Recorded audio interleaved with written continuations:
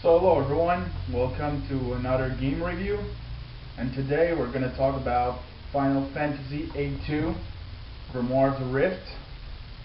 What to say about this game other than it's a good game. If you expect to go into this game and have an experience like the original Final Fantasy Tactics, it's like that's what I expected at first, and it's really different. It's a good tactic game, but if you compare it to the original one, not that much.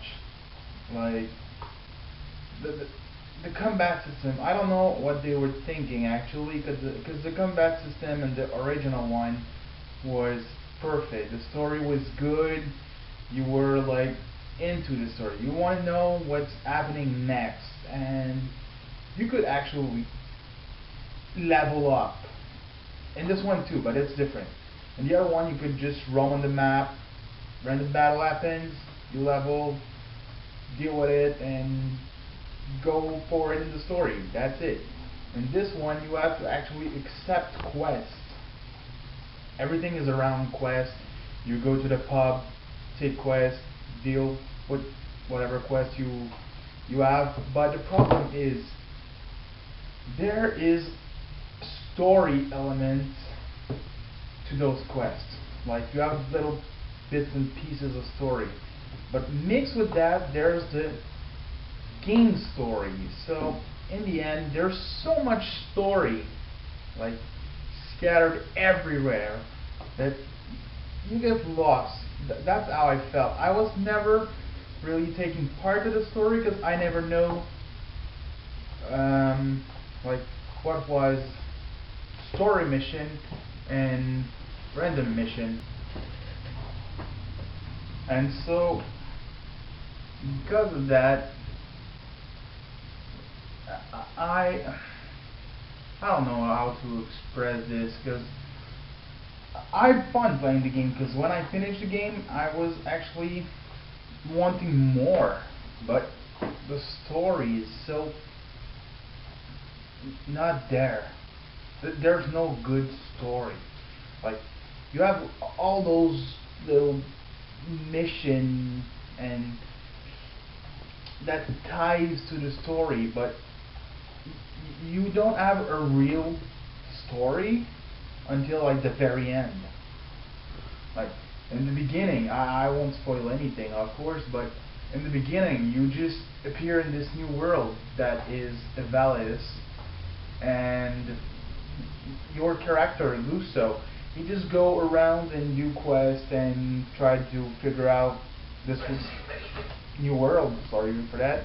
He's trying to figure out this new world, and there's no story. You just go around and explore, and you meet with people that will join your clan, your guild, and through that you do quests and you help people. But there's no story that ties to the heroes until like the very end, and when you get into this story, it's the end.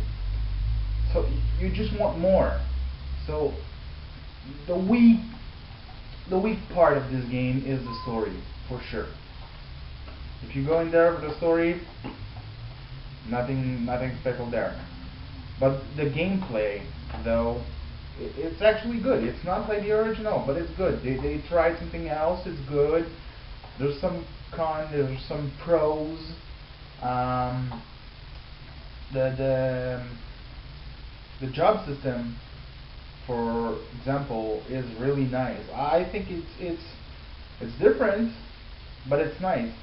You learn spells and abilities by equipping gear like armor, shield, sword, and when you have enough, you unlock other classes and so forth. And some quests just give you a new class, or you could learn class by equipping your gear. So that was new and that was cool. And there is a lot of classes, jobs, call it whatever you want. There's a lot. I don't remember every class in the original Final Fantasy Tactics, but I think there's like probably 10 more. For those who have played Final Fantasy Tactics Advanced, it's pretty much the same idea, I guess, for quests and things, but they changed the battle system a lot. I played the first Advance game and I did not like it. The judge, I hate those judges. If you do like something that is forbidden, you receive the yellow card, and if you receive another card, your character goes to jail, and that's it. In this one, if you do something that is forbidden, you lose, like, what is it called? Well, anyway, a judge advantage. And so if your character dies while your judge is not there, you cannot revive them, and you lose the bonus item given from the judge. That was better. I like that a lot better. And the leveling system, it's not bad, it's good, but for people like me that like to grind level, you can't. Because in the first one, it was a little bit better for this. If you guys remember, in the first one, when you attack or deal a spell or whatever, you receive experience on the spot for what you do. If you deal damage or if you heal, you receive experience there. In this one, you receive experience when you finish the mission, depending on how hard was the mission. If your character are over level for this mission, you will receive 1 experience. That's it. So no really any ways to level up like that, unless you repeat always and always the same hard mission. So, but there's always like mission that you can do that have a certain challenge to it, so you can always have a lot of experience. But I mean, there's a lot of quests. By the time you are, example, level 20, there's a lot of quests level 10 that you haven't done yet. So you're doing those quests for no reason, because they don't give anything other than some item, but most items that are given in the quest are useless. So it depends on what you prefer. People like me that prefer to grind level and be overpowered, it sucks. People that want to just do the quest and be done with it, that's cool. It's fast paced and easy. And I think it's more for casual player than hardcore player like I was playing in the original one, but it's still a really good game. I really liked it. I will probably go back sometime and try to master every class and shit. There's a lot, and that's crazy. Every class is like probably between 14 to 20 skills to learn, and that's a lot. It's between stupid phone. I'm doing something. It's probably between 4 to 5 battle to level 1 skill. If you count that there's like 14 to 20 per class, there's around 30 class. That's a long time. What else? Graphic, yeah, they're good. A little bit better. It depends. It's more cartoony, but I think it was better than the other 2 tactics. But it's more cartoony. But I like that style. I really like that style, like self-shaded graphic and cartooning, like Dragon Quest or Ni no Kuni or things like that. I really like that style. And yeah, I think that's it. music, there's not much to say about a DS game for the soundtrack. The animation of the spells, they were really cool actually. I just saw the image on the back of the box, and reminds me of some of those spells and summon. Really cool. And brings me to the point that there's a lot of ability, like I said, but there's a lot useless one.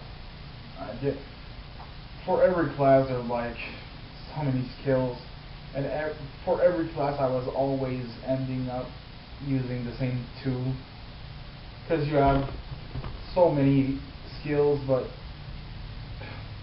like for example thieves, you have like loot level 1, 2, 3, 4, but in the end everything that you can loot, you can get it so easily. Other than this, I was never using that.